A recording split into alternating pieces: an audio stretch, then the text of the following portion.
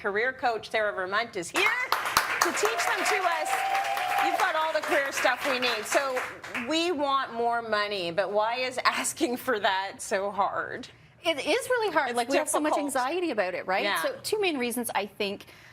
First, we're afraid to get a no. Yeah. Because, that has implications if you get a no, right? Absolutely. And then the other reason, and I actually think the main reason, is we don't know how to make a compelling case. So today, I want to teach everyone how to make a compelling case. Right, so you can get that money, honey. Okay, so what do we need to do to ask for a raise? The first thing you need to do is make sure you're not springing it on your boss when they're not expecting it. Okay. This is not an add-on to a meeting. It's not a meeting in the hallway kind of thing. Book a meeting, maybe send a little email, and it's, you just say maybe the meeting is called career goals. Got it. And you just book the meeting. Yeah. And then there's two things your ask should be based on.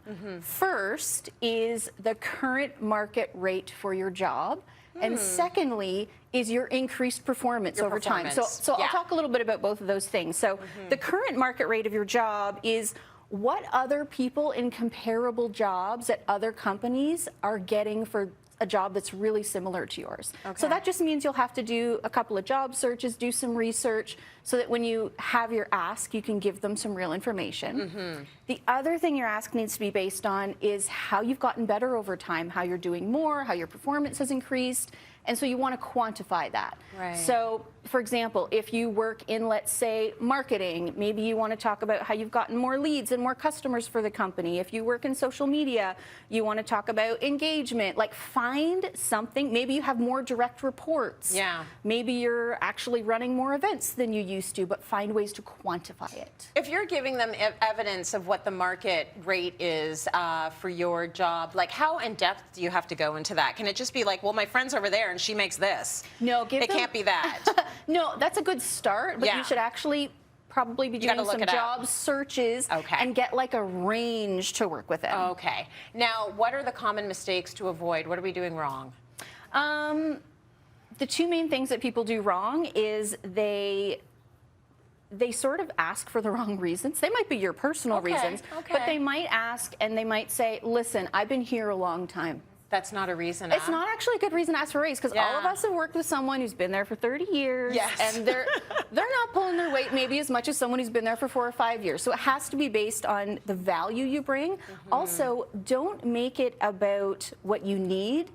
For example, right now, the cost of inflation is going up, the cost of living is going up, but that's not a compelling case to ask for a raise. It might be your personal reason, but that's not the reason you should give. Okay, what would be a reason to give? So it just has to be basically performance. I'm good at this and I've gotten better at this. Yeah. That's basically the only thing you can sort of lean on. Yeah, it's performance-based. Or you've added more to my job. Exactly. Right? Yeah, there's more that you're doing better. Yeah. So something that might be helpful for people is a script of what to say in this conversation. Yes. So here's what you want to say in this conversation. You want to say something like, I love my job. I'm really happy to be here. I've really grown since I've been here.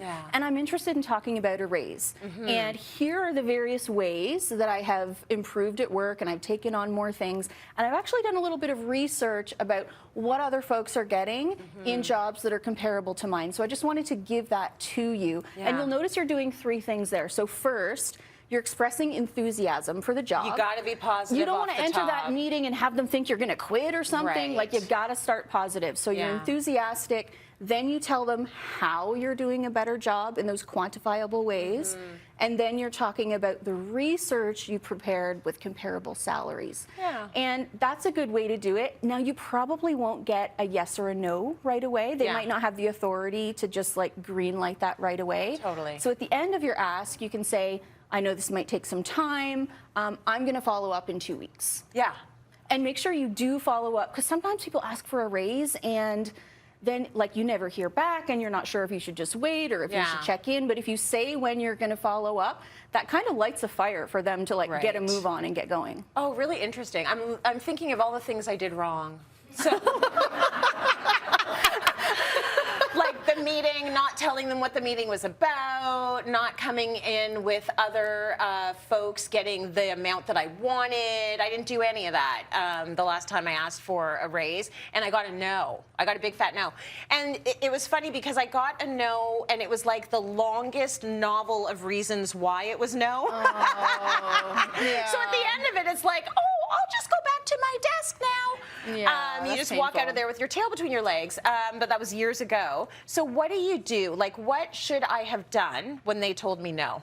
Okay, so the worst thing happens, you get a no, here's what you do. You say, okay, I'm gonna take that in. I'd love some specific feedback about what I would need to do to be eligible for a raise, let's say in 6 months or a year. Right. And ask them to be specific, Yeah. so that you can follow up. Then maybe after that meeting, you like send a chill little email that says, hey, I'm going to work on these things for the next 6 months or a year. Thanks so much for taking the time to walk me through it. Yeah. The reason you actually do that is so that you have a paper trail to hold them accountable for what they Got said it. they would do. Got it. So you have something to follow up on. Yes. Now, also, if you get a no, the other side is sometimes that like really changes the way you feel about your work. Yeah. So, you know, I have clients where if they get a no, sometimes they find that they don't want to be there Yeah. that much longer, and Yeah. that might be the thing that triggers you to make a change. And then at that point, you get in touch with Sarah Vermunt. Because she's going to find you a new job and a new career, because that's what she does That's what I incredibly do. well. Sarah, thank you so much. It's great advice.